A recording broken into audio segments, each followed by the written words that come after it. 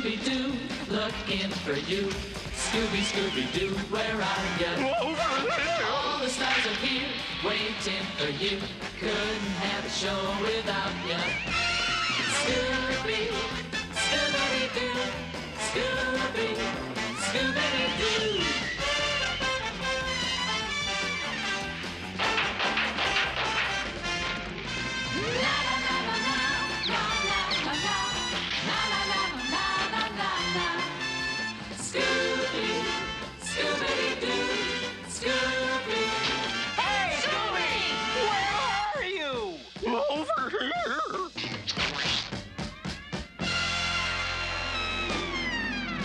Hello, Scooby Doo fans!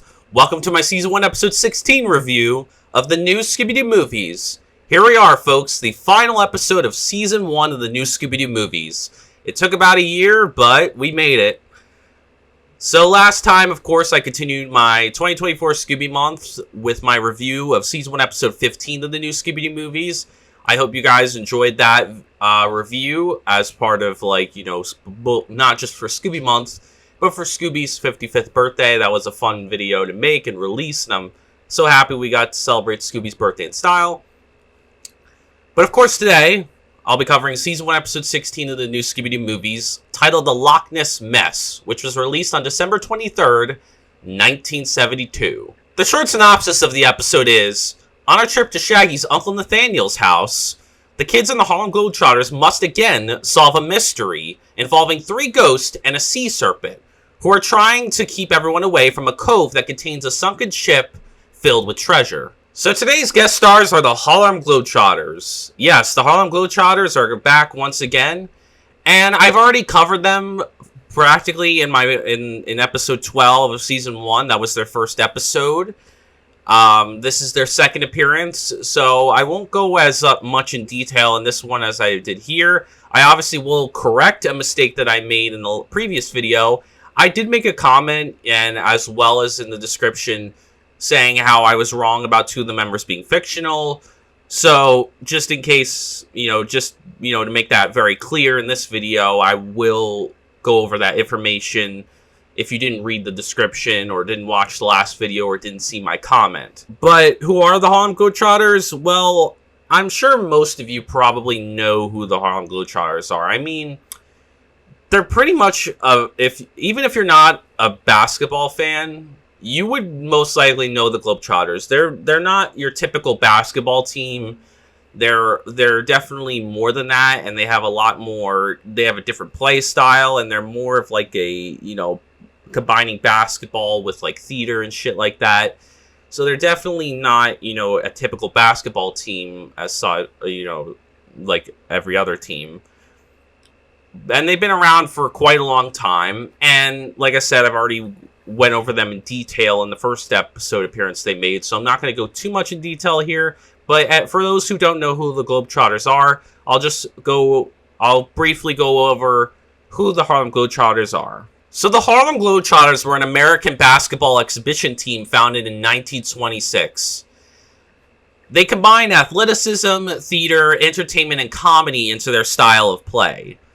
So like I said, they weren't really like, NBA basketball teams or WNBA or any of that stuff. They were a separate entity of their own. They were very much like an act that used basketball as like, their medium. And now we'll get on to the team members and who they consist of. All, like I said, correcting on my previous mistake in the previous video, all 6 members in the cartoon are real. And first we'll get into the 6 real members of the Harlem Globetrotters that are in not only their own TV show, but in these crossover episodes. So first you have BJ Bobby Joe Mason. He was born on April 23rd, 1936 in Centralia, Illinois, and he died on July 4th, 2006 in Springfield, Illinois. Then we have Fred Curly Neal, who was born on May 19th, 1942 in Greensboro, North Carolina, and he died on March 26, 2020 in Houston, Texas. Then there's Meadowlark Lemon, who was born on April 25th, 1932 in Wilmington, North Carolina, and he died on December 27th, 2015 in Scottsdale, Arizona. There's J.C. Gibson, who was born in 1932 and died in 2009. There's not really much information about Gibson. Specifically when he was born in 32 and specifically when he died in 09. But those are the years that he was born and the year that he passed away. Then we have Geese Osby, who was born on April 25th, 1938 in Crescent, Oklahoma.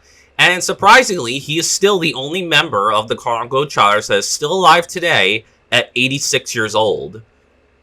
And then there's Pablo Robertson, who was born in 1943 or 1944. It's not clear which of those 2 years he was born, and where he was born as well. But he passed away on June 23rd, 1990 in Long Island, New York. Now, all these members were the 6 real members of the Globetrotters, as I said previously, but they did not voice their animated counterparts in their own TV shows and these crossover episodes. So now let's get into the Globetrotters as an animated show.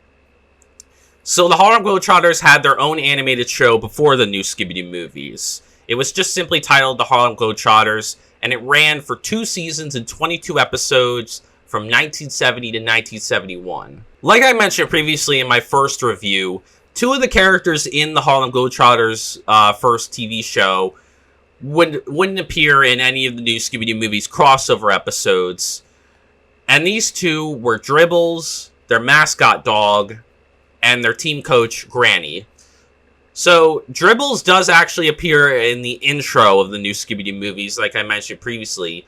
Not the intro you mostly see, but the old school intro. The intro that was used when it first aired. Obviously, Warner Brothers has since changed the intro. This is the intro we now know and love, and I'm honestly okay with it because instead of having all the guest stars in the intro, the new intro kind of focuses more on the Scooby Gang. But back in the old intro, they had like the Addams Family in it, the Globetrotters, Three Stooges, and Laurel and Hardy. And the Globetrotters had a segment where they were running and Dribbles was in it. But you have to look at the only way you could see it is if you watch like the older versions of the episodes when they originally aired on like Cartoon Network or recorded on VHS or something like that. Granny, their team coach, didn't appear at all. Although apparently in this episode, I did mention in the last episode that they did have a line mention. Apparently in this episode, I didn't see this, but there is an animation error that apparently while the Globetrotters are driving off behind the Mystery Machine before the Loch Ness Monster peeks his head out of the water, supposedly Dribbles and Granny are in that shot in the truck. And that's probably the only time there, any sort of mention with them in that episode. So you do kind of visually see them, but it's like a blink and you'll miss it moment. I didn't see it. I wasn't paying attention to it. I think it's because I was looking at the Mystery Machine, since that was more of the forefront, and the Globetrotters truck was behind them. But if you do look close enough, apparently there is an animation error with that. But that was just an animation error. Hanna-Barbera probably weren't planning that at all. It just, they were just reusing something. And they didn't have the time or patience to take out Dribbles and Granny. Now let's get into the voice actors who voiced the Globetrotters. So you have B.J. Mason, who was voiced by Eddie Anderson. Eddie Anderson was born on September 18th, 1905 in Oakland, California, and he unfortunately passed away on February 28th, 1977 in Los Angeles, California. Curly Neal was voiced by Stu Gilliam, who was born on July 27th, 1933 in Detroit, Michigan, and he unfortunately passed away on November 10th, 2013 in the Czech Republic. Then you have Meadowlark Lemon, who was voiced by Scatman Crothers, or Crothers, however you say his name. I always have trouble with that name like I did the last time. Who was born on May 23rd, 1910 in Terre Haute, Indiana. And he unfortunately passed away on November 22nd, 1986 in Van Nuys, California. Also, fun fact about Scatman, he voiced one of Hanna-Barbera's famous characters, Hong Kong Phooey. Gibson was voiced by Richard Elkins, who was born on June 3rd, 1934 in Cleveland, Ohio. And he is the only voice actor of this cast that is still alive today at 90 years old. So he's a little bit older than the Globetrotter that's still alive nowadays. But yeah, he's the only voice actor that's still alive today at 90. Then you have Geese Osby, who was voiced by Johnny Williams. As I mentioned previously in my previous review, not much is known about Johnny Williams. When he was born, where he was born, is he still alive? From the looks of it, he still is. It does seem that he still is alive because IMDb lists some credits that are still recent. So I'm assuming he is alive, but I can't be for certain and confirm that. But that's all I know about Johnny Williams. And then finally, there's Pablo Robertson, who was voiced by Robert Dupuis, who was born on April 20th, 1934 in Stillwater, Oklahoma, and he unfortunately passed away on February 9th, 2008 in Los Angeles, California. Now, at the time of this episode, the Globetrotters didn't have anything going for them. Their show had ended the previous year, and they did appear in the first, episode 12 of the new Scooby Doo movies. This is their second appearance. So nothing was really going on with them lately. At most, they had probably reruns of their first show. But yeah, they were still fresh on the minds of people who did watch that show. Obviously, after the show, the Harlem Globetrotters would get a sequel Hanna-Barbera show, but it didn't last long. It was in 1979 and was called the Super Globetrotters. The Super Globetrotters lasted only one season and 13 episodes, beginning in September of 1979 and ending in December of 1979. As per usual, I'll be watching Season 1, Episode 16 of the new Scooby Doo movies on the new Scooby Doo movies, the Almost Complete Collection. This DVD has all the episodes of the new Scooby Doo movies, minus the Addams Family episode. And if you want to know more about that, I go into it in my Episode 3 review. But as far as my familiarity with the Globetrotters, I mentioned this in my previous review of them, that I am familiar with them, but in their modern form. I'm not familiar with the 70s Globetrotters whatsoever. I've never seen the Hanna-Barbera incarnations of the Globetrotters outside of these episodes. Never have seen the two-season show. Never have seen the Super Globetrotters. Not once. But I have seen the modern-day Globetrotters in action. I've seen a couple of their shows. So I am familiar with their modern versions, but not their 1970s counterparts, both in real life and in cartoon fashion. But I am a big fan of basketball, specifically the Boston Celtics. You guys know that I run a second channel covering Boston sports, and the Boston Celtics are my favorite basketball team, so I am quite a basketball fan. I do love basketball. I love playing basketball. I love watching basketball, specifically the Celtics. So I know who the Globetrotters are. I'm very familiar with them, and I have seen them perform in modern day, but obviously, like I said, never have seen their cartoon counterparts in Hanna-Barbera form in the 70s, and I've never seen them in the their real-life 70s counterparts, because I just simply wasn't alive at that time, and that was just before my time. As far as this episode goes, I believe most fans actually really like this episode. I've actually heard a lot of praise for the second Globetrotters episode, and a lot of people consider it one of their favorites of the new Scooby Doo movies, so that's quite interesting. Now, I wasn't too keen on the first Globetrotters episode. If you guys remember back when I reviewed the first Globetrotters episode, you remember how lazy and bad that one was. It was definitely a contender for my least favorite of the series. So obviously I do have a bit of tempered expectations, but I do remember liking this episode a lot. So, while my expectations are a little bit tempered, I did go into this, with, still high expectations, because I still had faith that that Hanna-Barbera could deliver a solid Globetrotters Scooby-Doo crossover episode that, wouldn't be as bad as the first one. So, with that in mind, do I think this is a step up from the previous Globetrotters episode? Is it a step down? Is it, on par with the first Globetrotters episode? Well, let's find out, shall we? So let's look at the episode to see whether I think it is a good or bad episode of the new Scooby Doo movies. The episode begins with the gang in the Mystery Machine on their way to Shaggy's great uncle's place from Boston. Daphne and Freddy were quite impressed with the historical sights of Boston, while Shaggy misses the pizza. On their travels, the gang come across the Harlem Globetrotters, and they all sit down to a barbecue picnic in the middle of nowhere. The Globetrotters are looking for some peace and quiet, So Shaggy invites them to his Uncle Nathaniel's place to relax. Shaggy says that his uncle's place has 75 rooms, so that's no problem that they come along. As the gang drive off with the Globetrotters, a sea serpent emerges from the lake and watches them drive off. What's very interesting is that Freddy and Daphne hang out on the Globetrotter bus while Shaggy drives the Mystery Machine, as Fred says that Shaggy's the only one who knows the way to his uncle's place, but even he's unsure, so he's just letting Shaggy take the wheel and giving him a chance to find his great uncle's place. And I think it's cool seeing Shaggy drive the Mystery Machine with Scooby and Velma, and the Globetrotters in the back, while Fred and Daphne hang out with the other Globetrotters in their bus. It's now nighttime, and Shaggy and the gang see a ghost in the middle of the road. The ghost warns them to go away, claiming to be a ghost of the past who roams these paths. The ghost then vanishes as quickly as he appears, and Shaggy drives off in a hurry and spots another ghost, which causes him to crash through a fence. The Harlem Globetrotters in their bus have trouble keeping up as Shaggy heads toward a bridge that is closed. Shaggy miraculously makes it through the bridge, and then Velma notices that the bridge looks solid as a rock. While looking at the bridge, the gang come across Uncle Nathaniel, who built the bridge 6 months ago. Uncle Nat is happy to meet everyone, and brings everyone back to the house for a snack. It's especially heartwarming seeing Shaggy and Scooby meet back up with their great uncle, so I love, seeing them reunite with their great uncle.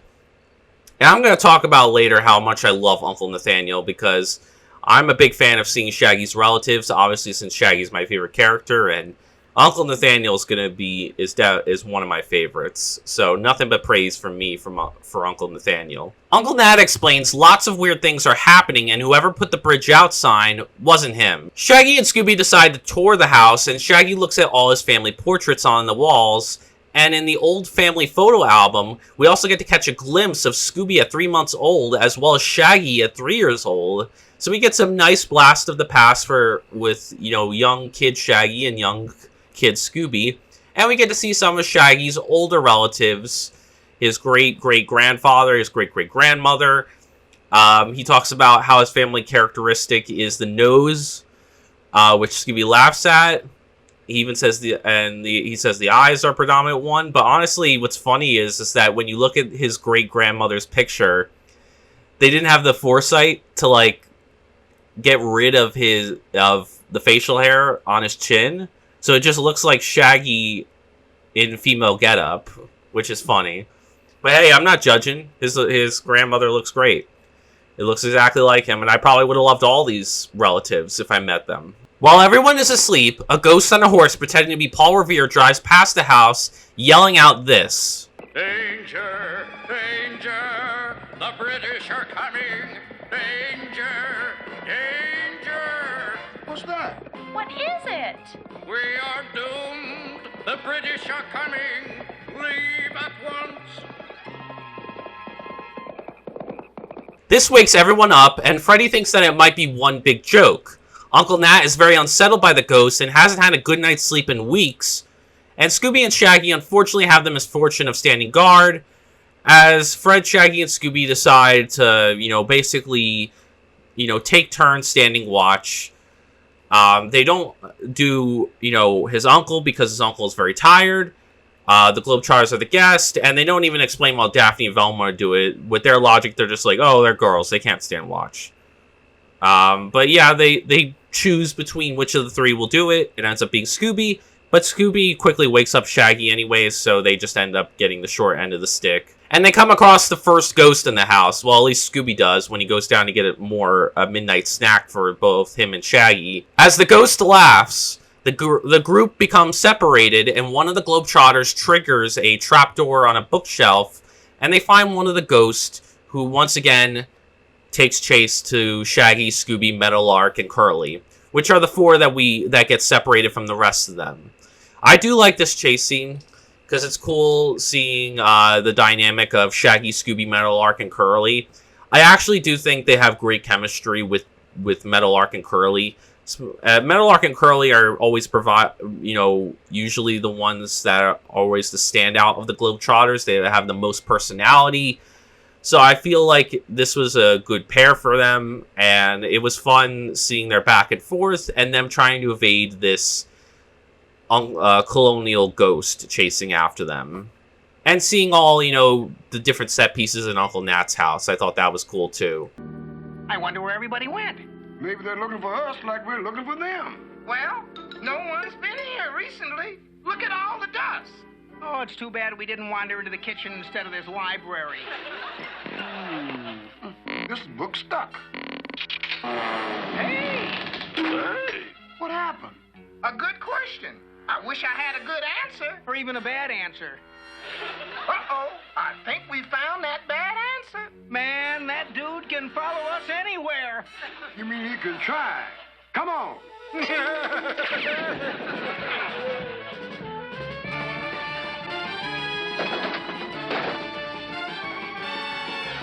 I wonder if we lost him. I don't hear anything. Yikes!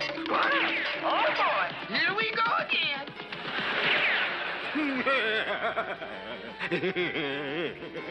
Maybe this will stop him.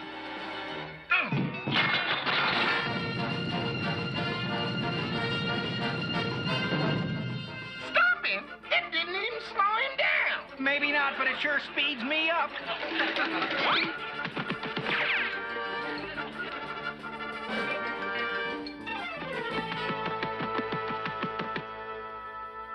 Great choice, Shag. We're at a dead end.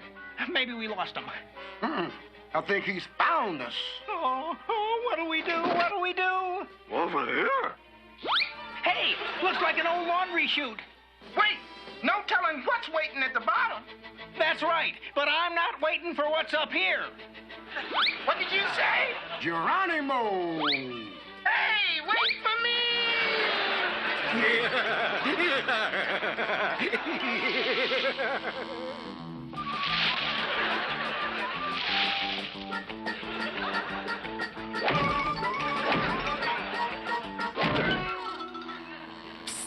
Is the coast clear? I sure hope so. Let's take a look. He's got... No! Two! Wait! Hold it! Metalwork! Harley? Kind of fooled you, didn't they, Scoob? I knew it was them all the time.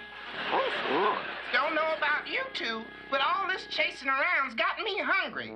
What say we find the kitchen and rustle up some grub? yeah. You two are men after my own heart. Soon everyone ends up in the kitchen where Uncle Nat is cooking a stack of pancakes for specifically Shaggy and Scooby, but for the whole gang as well and the Globetrotters. And since now it's daytime, the gang and the Globetrotters plan on heading down to a nearby cove to do some scuba diving and some fishing. Uncle Nat warns them of the sea serpent and tells them to keep their eyes open for it. The gang try to rent a boat, however the owner tells them that they are closed, despite the sign saying that they are open. The gang say they're going to complain and talk to the police about this, so the owner reluctantly agrees to rent them some boats. Out on the water, the Globetrotters water ski while the boat rental owners and the foreman, Morgan, calls them idiots as he doesn't want anyone around. Morgan then plans on messing up their scuba gear so they'll leave. At the bottom of the cove, Scooby and a few of the Globetrotters spot a sunken boat. As they get near it, the sea serpent approaches and scares them off. Back at Uncle Nat's place, Uncle Nat said that he's almost ready to sell his property to the boat shop owners, who we learn are named Winslow and Selby, but Uncle Nat says that he's too stubborn to move because he's getting tired. Even though he's getting tired of these ghosts, he's stubborn because this is what his great-great-granddaddy built, so he doesn't want to leave this valuable property that his relative made, but he also is tired of these ghosts and doesn't want to deal with them anymore. But Freddy tries to, cheer up his spirits and say that they're going to, take care of this. So Freddy is suspicious of all the happenings going on between the boat rental guys, the sea serpent, and the ghost. So everyone decides to head down to the cove at night to see if there's a connection between the ghost and the sea serpent. Freddy, Shaggy, Scooby, and two of the Globetrotters, Meadowlark and Curly, hop in the boat and take it out to search for the sea serpent. The remaining Globetrotters and the girls stay on land, where they are soon chased by two ghosts. The girls and company end up at an old shack where a chase takes place. Interestingly enough, there's a scene that is very odd where the Globetrotters say that they have nowhere to hide, but then they do find a hiding spot. And when they're exposed, They all are able to get out of the building, and then the ghost closes the door from the inside and says, "There's no escape for ye." What do you mean there's no escape? You just let him out. I don't know if that was supposed to be for an earlier scene, and they just accidentally put it in later, but that made no sense whatsoever. It was very confusing. I always was confused by that. I'm like, why are you saying there's no escape when you just let them out of the building? Also, something that I didn't mention earlier was, I had no idea what was going on with those portraits. With Shaggy and Scooby, with seeing weird things with the portraits, like the eyes moving and the ears. I don't know what that was about. I don't know if one of the bad guys was camping out in Uncle Nat's place doing those weird things, or if they were seeing things, but it was never clearly explained what was going on with that phenomenon, whether Shaggy and Scooby were imagining it and were scared, or if it was one of the villains messing around with them. I don't know what the point of that was. Ending back up at the boat rental building, Velma has an idea on how to hide. Out in the water, Freddy's ready to give up as they've been out on the water for an hour. Just as soon as they're ready to head back in, the sea serpent shows up and takes chase. Trying to swamp the boat, Scooby mistakenly ends up on the sea monster and punctures it with his claws, and it turns out that the serpent is just a hot air balloon. As the sea monster flies about in the sky, he knocks two of the ghosts in the water who turn out to be Winslow and Selby. I love the whole sea serpent chase scene. I think it's cool. The Metal Arc, Curly, Fred, Shaggy, and Scooby working together to try to find it and evade it and, see if there's a connection between the ghost and the sea serpent. And Scooby, puncturing the sea serpent, revealing that it's a hot air balloon, and then, eventually catching the two ghosts that were chasing after the girls and the remaining Globetrotters on land. I thought that was a nice tie together. And typical Scooby-Doo fashion, where Scooby saves the day inadvertently with, by exposing both the sea serpent and the ghost as frauds. What do you think, guys? We've been here an hour, and we haven't seen anything but Scooby's reflection. Should we give it up? Maybe it is a wild goose chase. I'm all for it. Never was too fond of wild goose anyway. Me too. What's that? Oh my gosh! Look! Look at that! That doesn't look like any wild goose I ever saw. Yo, let's get out of here. On the double. No, make it on the triple. Faster! Faster! He's gaining on us! I think we've had it. Not yet, we haven't. Faster!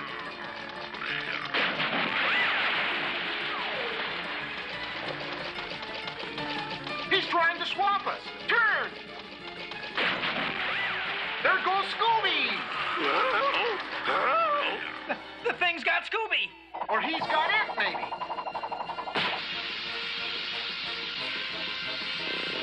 What's the matter with that thing? Hang on, Scoob! I'm beginning to suspect that our sea serpent is nothing but a lot of hot air.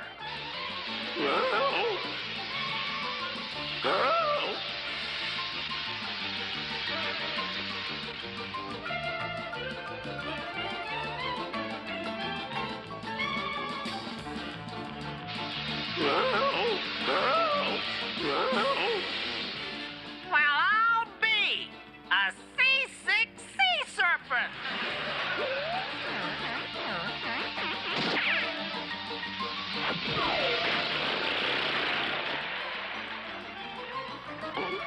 Wow. The ghost of Paul Revere is still out there and is the only ghost unaccounted for. However, as soon as he takes chase, Curly takes him out with his basketball. Unmasking Paul Revere, it turns out to be Morgan. What a surprise. The only guy that was, both him, Winslow, and Selby were the only suspicious dudes that were in this episode. So it's not quite surprising that it was them. They kind of, it would have been better had they made more suspicious suspects in this episode, but they didn't hide the fact that it was them. They were pretty suspicious out of the gate when Morgan was being all snappy with Winslow and Selby for letting the gang and the Globetrotters rent out boats for water, for water skiing and scuba diving and fishing and all that. Winslow and Selby claim they were forced to go out and scare everyone due to Morgan's bullying. This is actually quite interesting. These are the first two villains that really had no interest in participating in the scheme. They were really just afraid of the head guy, Morgan, and Winslow and Selby probably wouldn't have even bothered, involving themselves in the scheme had it been for Morgan. And I guess they must have been quite afraid of what he would do to them, and his abilities, I guess, or as a person, because they just went along with it because they didn't want to deal with, what Morgan would do with them, the backlash, if they refused to. Also, something interesting, too, I believe it's Selby that, there's something interesting about. Selby has a change of appearance and voice in two different scenes. In the first scene, we see him with Winslow. He's quite big and heavy and around Morgan's size and height, and he has a deeper voice. But when he's captured, he's revealed to be much skinnier, more like Winslow's size, and has a more lighter voice, not as deep as the first guy. So I don't know what the hell happened there. Like, did they get two different guys to voice the same character? Couldn't be bothered to get one of them to come back into the booth? It's so odd to me. It was such an odd little difference that it was weird to me. But regardless, Morgan found an old sunken treasure ship in the Cove and didn't want anyone to get all the gold. Uncle Nat laughs at this, though, and claims that the old boat is a dummy ship from an old movie, which made their entire plan completely and utterly pointless. The gold inside was phony and just a prop. So this was all for nothing, and honestly, Morgan, Winslow, and Selby went to all this trouble for absolutely nothing, and had no interest in trying to research or trying to investigate this gold or get it fact-checked or even get it out of the sea. It was such a waste of time for them. It baffles me. But obviously they don't get arrested because they didn't really do anything wrong. Like, they just were scaring the gang because they just were being greedy assholes. So the episode ends with another mystery solved and the gang heading off on their next adventure. I'm going to give Season 1, Episode 16 of the new Scooby Doo Movies 4 stars out of 5. Yeah, this episode was much better than the first Globetrotters episode. I mean, whereas the first one reeked of laziness and felt like the creators weren't really trying, this one, it felt like they were actually trying and crafted a good story. And it felt like the Harlem Globetrotters were actually guest stars in a Scooby Doo episode. They weren't inserting basketball sequences like in the last one that were unnecessary or, reusing past Scooby Doo villains and being lazy with it. This one felt really good and was a huge improvement. And for the final episode of Season 1 of the new Scooby Doo movies, this was a good way to end the season. I do, of course, have issues with it. It's not a perfect 5 out of 5 episode. But, yeah, before I get on to the positives and what I loved about this episode and what made this final episode of Season 1 really good, I'll get into the negatives of the episode first and what holds it back from a 5 out of 5 rating. So, starting with the negatives, the first one that I have is the outside of costume element, which was Winslow, Selby, and Morgan outside of costume. I wasn't really impressed with them outside of costume. They were suspicious, so they did fulfill the role as suspects. And normally this wouldn't be a bad thing if it was just 1 or 2 villains. But we're talking about we had 3 villains in the episode, plus the sea serpent. So we technically had 4 villains in this episode. If you're going to go to that length, you need to have more suspects. And we'll get on to the lack of suspects a little later, but yeah, for the most part, I'm not really impressed with Winslow, Selby, or Morgan outside of costume.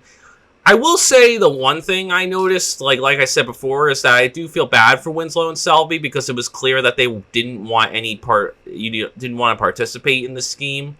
And it was really Morgan that was really the driving force of it, because Winslow and Selby really were not interested in it, and were just kind of bullied into it because they were afraid of Morgan, and they didn't know how to stand up to him and say no, or they were afraid of what they were going to do to him, what he was going to do to them if they did say no. So, but regardless of that, it doesn't show that outside of costume. I mean, yeah, Winslow and Selby do show a little fear with the sheriff, but of course they would.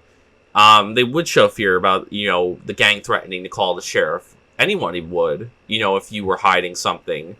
The fact that Morgan wasn't is surprising, but I guess he was very confident in his operation and his skills. But yeah, I mean, they were suspicious. They fulfilled their roles as suspects, but they didn't really set up the villains. They didn't really do anything noteworthy outside of costume. They just kind of were. They were okay. They were just there, So I wasn't really impressed with them outside of costume. I found the motive of the villains to be very weak in this episode. So their motive was that they wanted to scare people away so they wouldn't find the treasure chest in the sunken ship and that the three men could keep it to themselves. They didn't want to share. So this was a very greedy and complicated motive. It's greedy because it's essentially just a basic money motive if this was actual money. But it wasn't. It was fake money, but they didn't know that. But it's also complicated because it's like, not because of the motive itself, but the lengths the villains went to for their motive. I mean, why not close the boat rental place? Why not put a close sign up, say you're closed for the season? Or why not rope off the area where the sunken ship is? And it doesn't look like they moved any of the treasure out of the sunken ship. So why did they leave it down there? Why didn't they start moving it? Was it heavy? If it was heavy, bring it up by bits and pieces of it. You don't have to bring all of it up at once if it's too heavy. But if it's light, then surely the three of you could easily bring it up. And also, I know the movie was 30 years ago, and Morgan, Winslow, and Selby aren't as old as Shaggy's great uncle. So obviously, they probably would have been kids when this movie was filmed. So I can understand them maybe not knowing about the film shooting. But you're telling me they didn't fact check this shit? I mean, you're telling me they didn't get they could have gotten this coin authenticated. They could have, fact checked it, fact checked the area to make sure, that this was real and not fake. I mean, I'm not saying I'm not saying they're supposed to expect it to be fake, because nobody would expect a movie prop of ship and gold being left under the sea. But you should at least but I feel like you should at least do some research about the ship, or at least get it verified by a professional. And if you have to, split the money with him if it's real, get a professional look at it.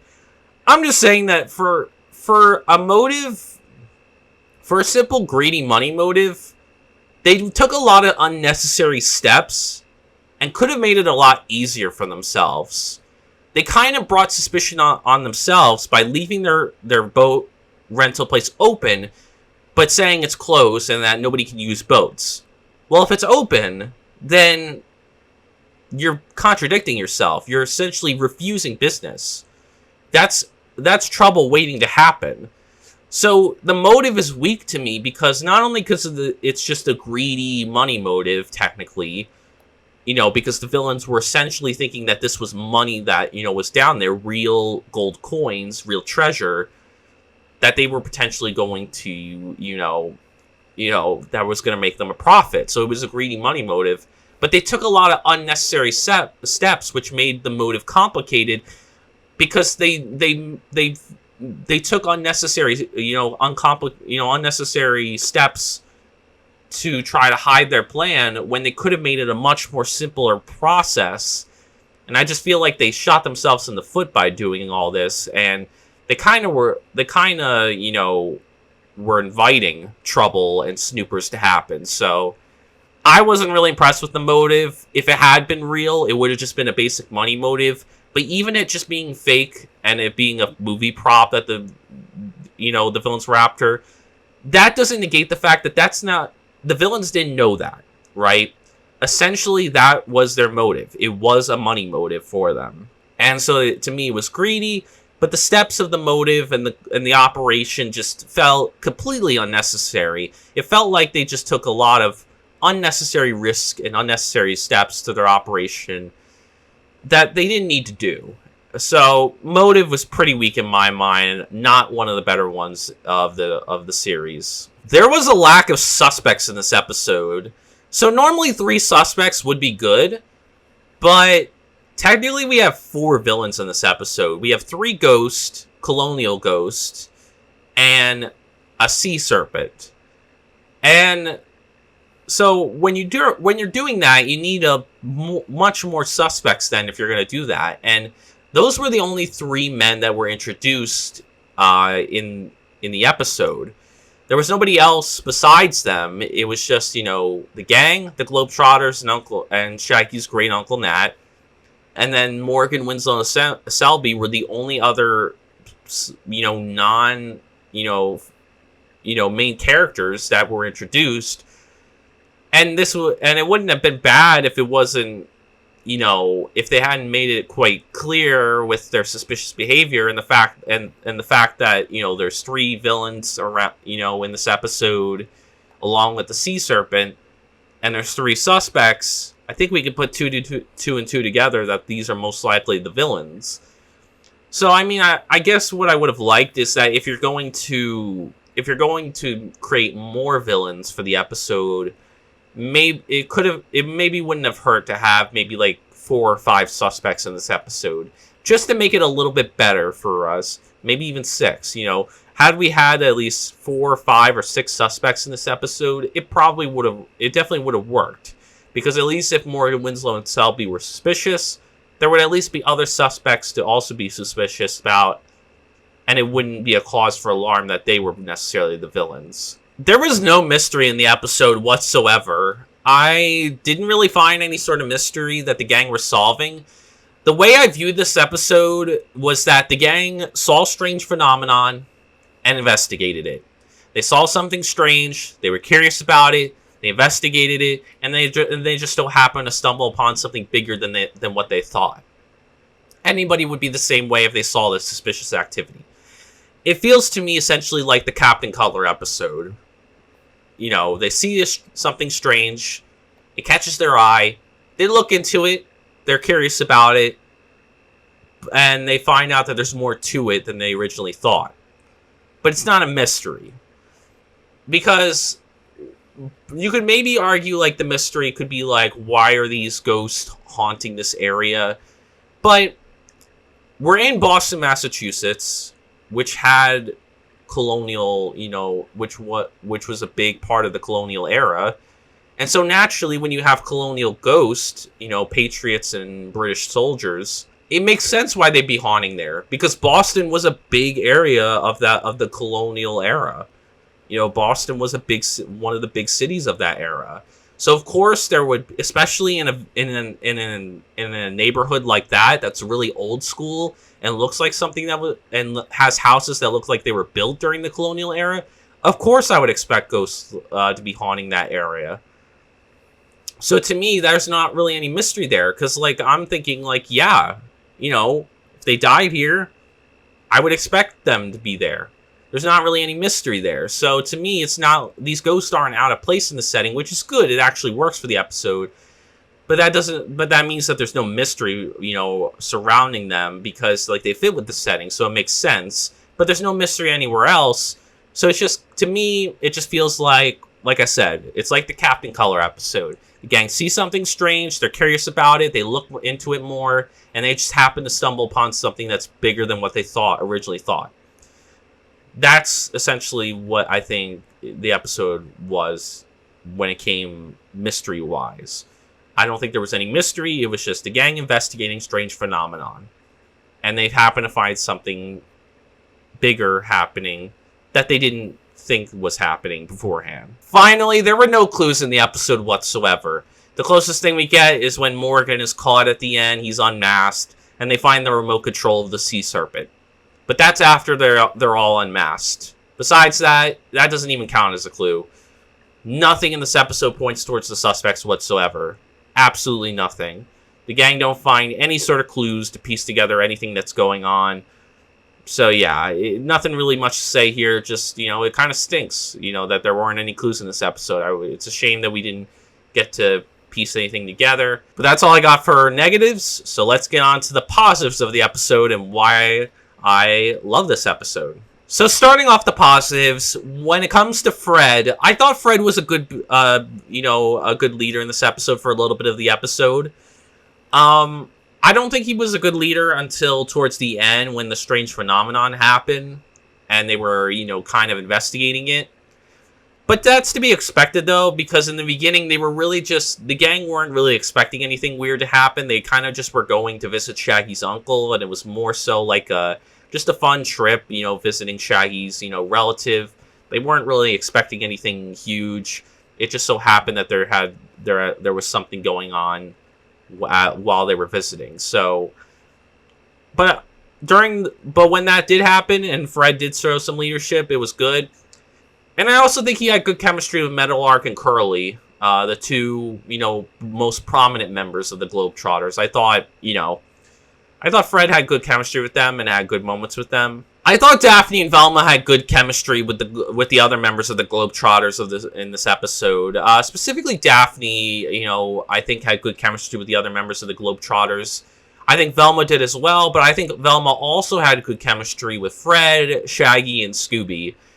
I think she had moments with Fred, and I love the car ride her and Shaggy and Scooby had in the beginning when Shaggy was driving the Mystery Machine. I think they played off each other well. So, yeah, they had good chemistry with, the other members of the Globetrotters, and Velma had good and Velma did as well, but Velma also had good chemistry with, Fred, Shaggy, and Scooby. And then we have Shaggy and Scooby, who were definitely the backbone of this episode.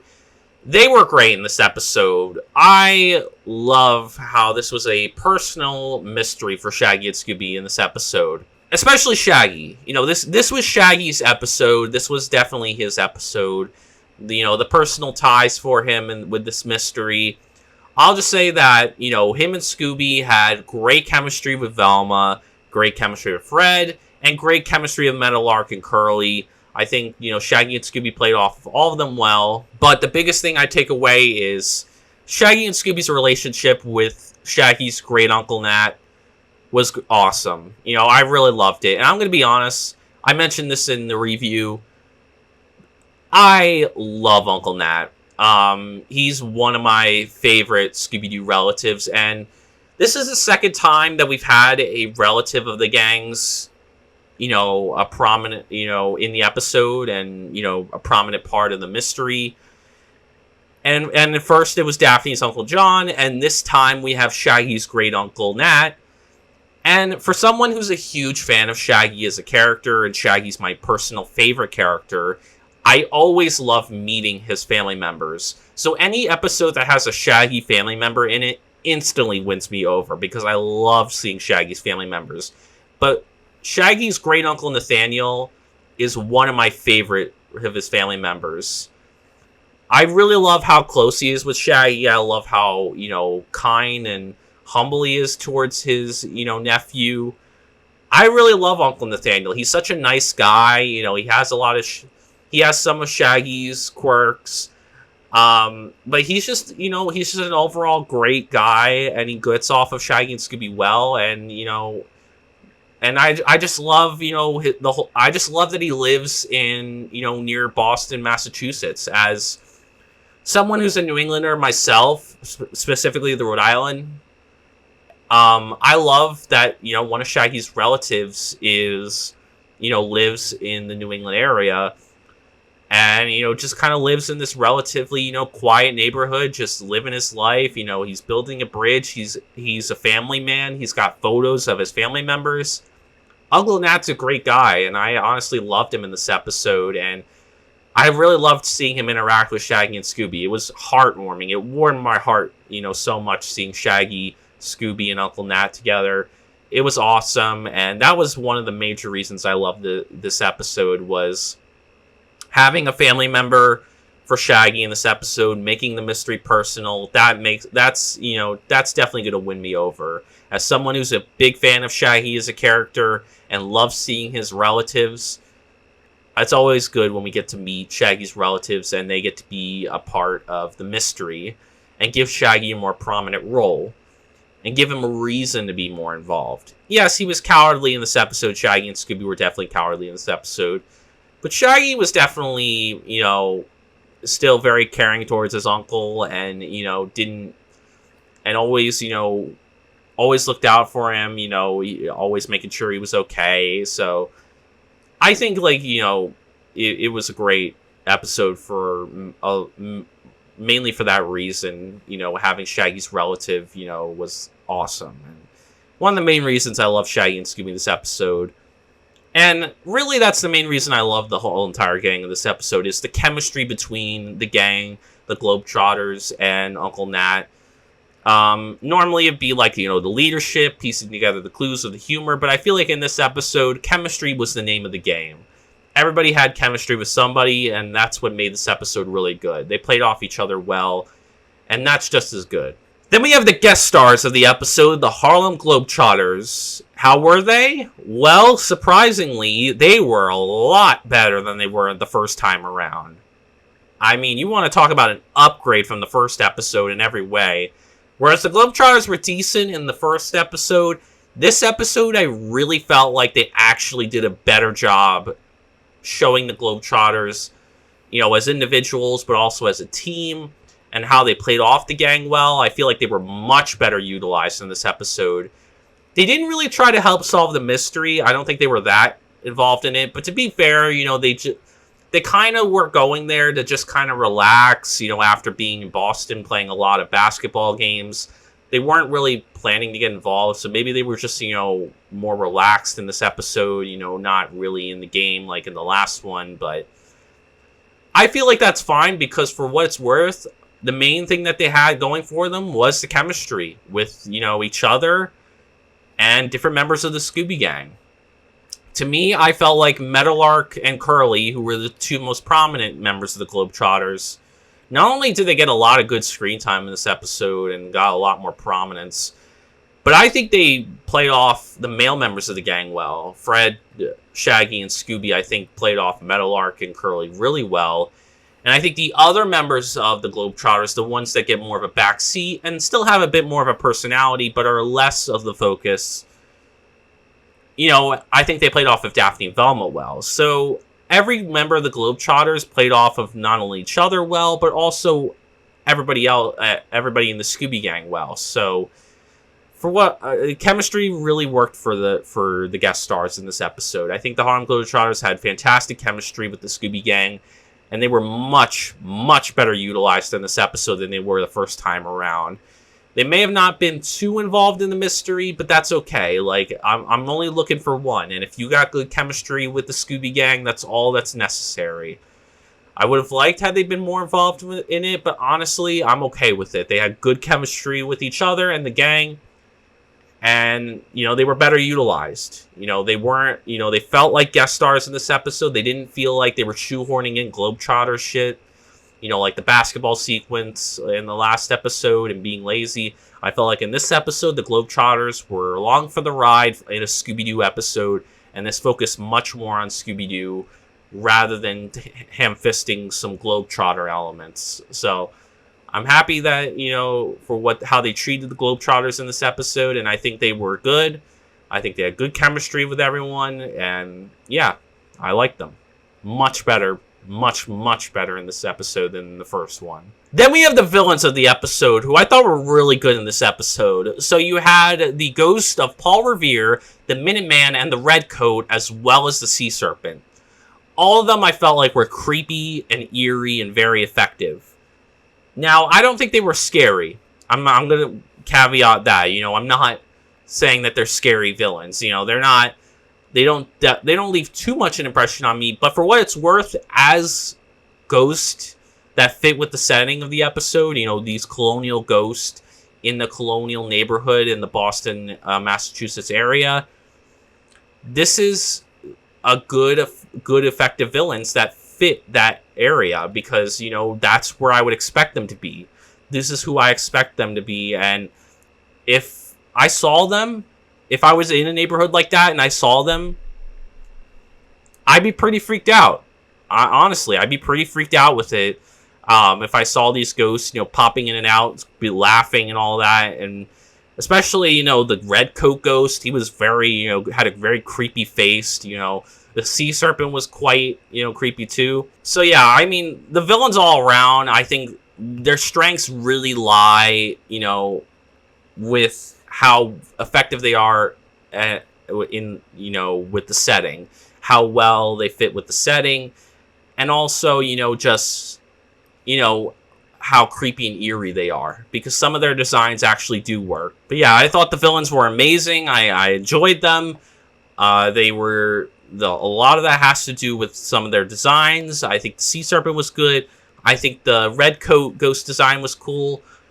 While the Minuteman and Paul Revere weren't designed too scary, you know, or as creepy as eerie, they still were creepy and eerie, and they mainly were effective because of the setting they were in, which is a colonial neighborhood in the Boston, Massachusetts area.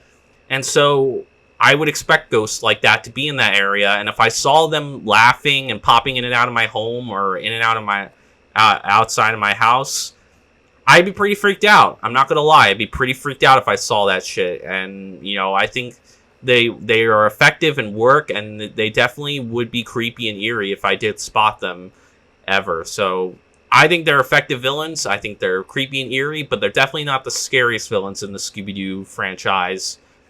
But one of them more, you know, just, you know, subtle, you know, but they're still creepy, you know, more subtle and creepy and eerie. And that's okay. You know, they still work effectively and they still are strong villains in the episode. Then we have the atmosphere of the episode, which I thought was really good in this episode. A lot of the atmosphere had to, you know, do with the fact that it was creepy and eerie, mainly due to, you know, the ghost, the sea serpent, and the setting itself. You know, I think, you know, these ghosts created a creepy, eerie atmosphere, especially, you know, at night. And, you know, I think the night portions were definitely the best. I think during the day, you know, it was definitely more calm and relaxed, whereas at night, it felt very creepy, very eerie, and very, you know, very tense and suspenseful. So I think the atmosphere was effective. It was really good. I wouldn't say I feared for the gang's safety, but I definitely had, you know, I could definitely feel the chills and the creepiness and eeriness.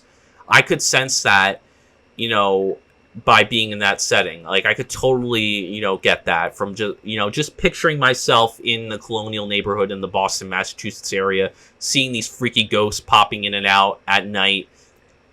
It does get under my skin a little bit. I'm not going to lie. It's pretty creepy. I'd be pretty, you know, have a little bit of the jitters, you know, so I think the atmosphere was good. I think it was effective, and it was mainly due to these villains and the setting of the episode, you know, with the dark, you know, colonial, old-school house of Uncle Nat, and then you have, you know, the boat rental place area with, you know, the woods surrounding it, and the lake.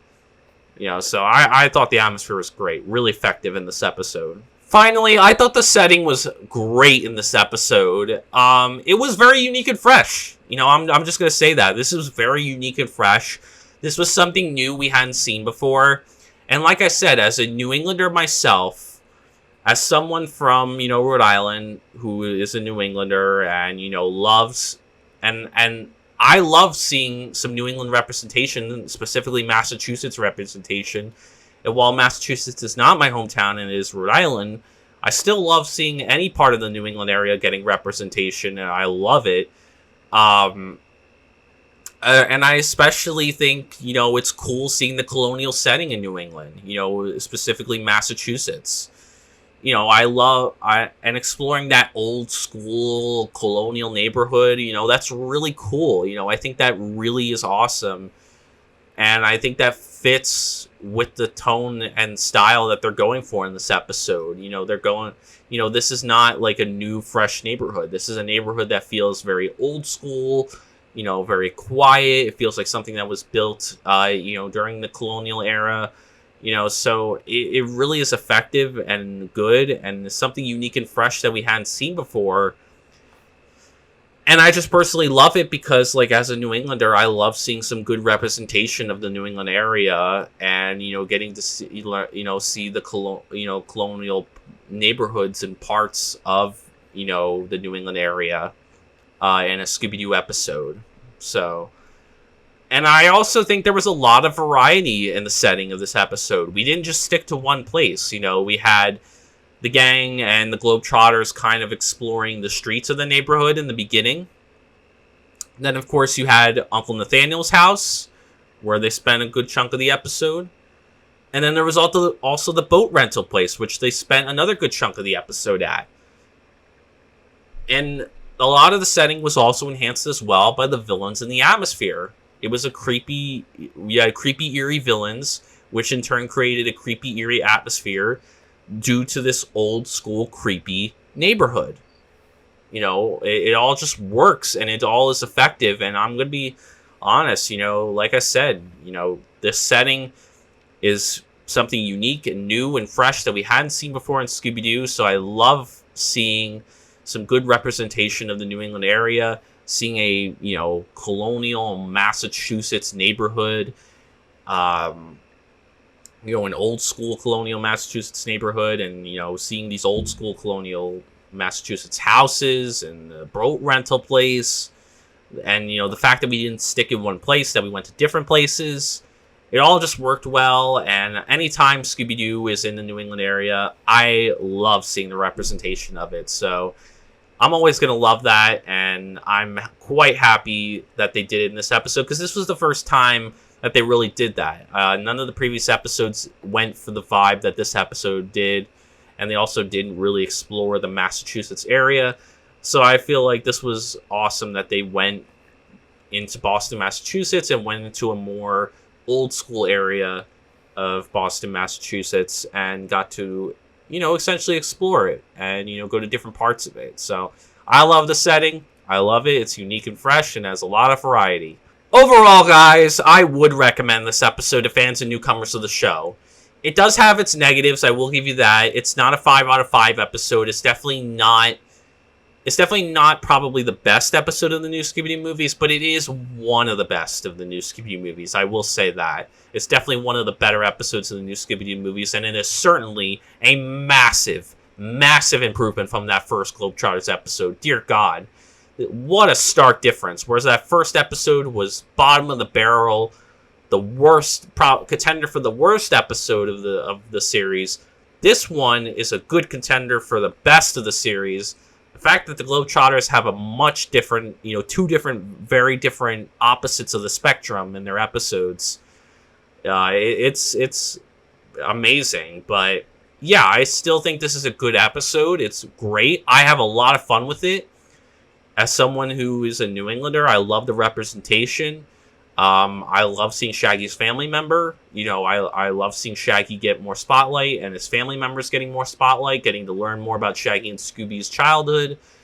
I love the villains. I love how the gang were utilized. I think the Globetrotters were well utilized as guest stars. And yeah, I just really had a good time with this episode, and this was a fun one that I could easily see myself rewatching. While it's not the best of the series, and there are, other ones that are, 5 out of 5. Like the second Batman Robin episode, this is definitely one of the better episodes of the series. And this was a good note to end the first season. What a good way to end the first season. Very good episode. Has me hoping that going into season 2, we will continue this good streak that we're having, as we've had 2 great episodes in a row. So let's hope that we continue this trend. But yeah, definitely recommend it. Watch this episode, especially if you're a fan of, Shaggy as a character or his family members. Or just, if you're like me and you're a New Englander and you love the representation, or you love the colonial vibes that this episode is going for. Anyways, I hope you guys enjoyed the review. Please give a like if you did. Comment down below your thoughts on the episode. Do you like this episode? Are you like me? Do you consider it a really good episode and one of the best of the series? You have a fun time with it? Do you hate this episode? I'd be interested in that as well. Is this, another dud of the Globetrotters? Do you not like this episode? Do you prefer one of the other Globetrotter? Do you prefer the other one, over this one? Is there something that doesn't work for you in this episode? Or are you just somewhere in the middle where you just think it's decent, but it's not good or bad? I'm curious for your thoughts, so let me know. And subscribe for more Scooby-Doo content like this, or if you're just interested in any of my other content, this is a Scooby-Doo focused channel, so of course we will have plenty more Scooby-Doo on the way.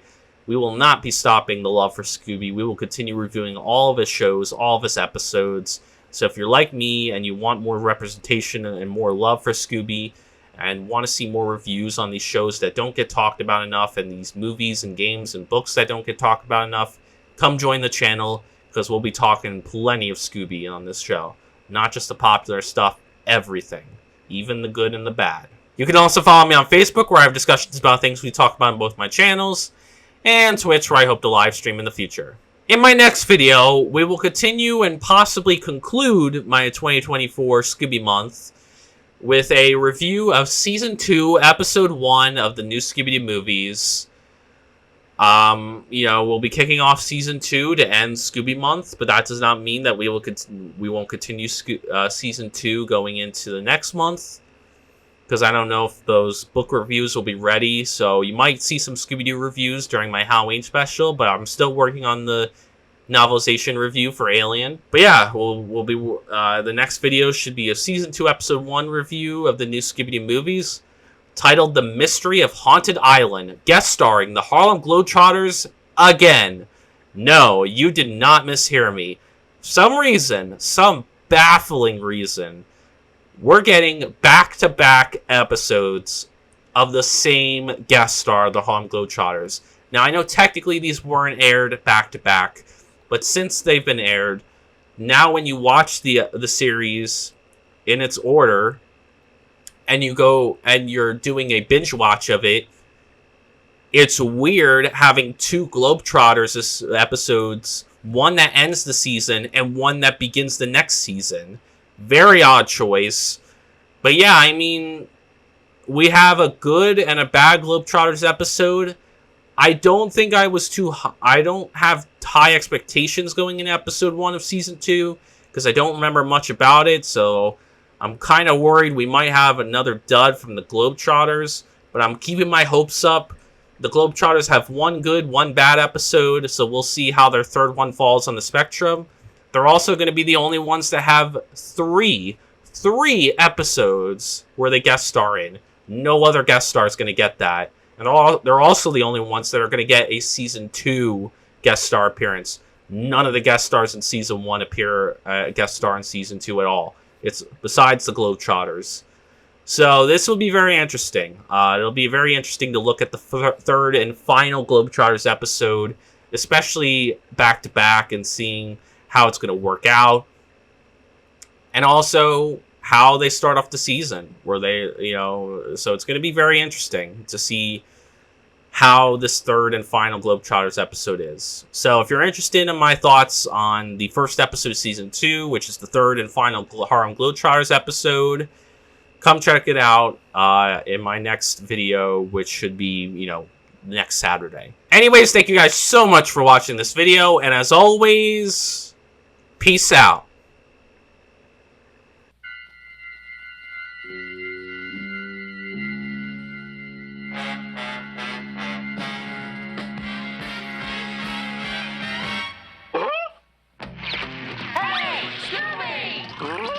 Scooby Doo, looking for you. Scooby Doo, where are you? All the stars are here, waiting for you. Couldn't have a show without you.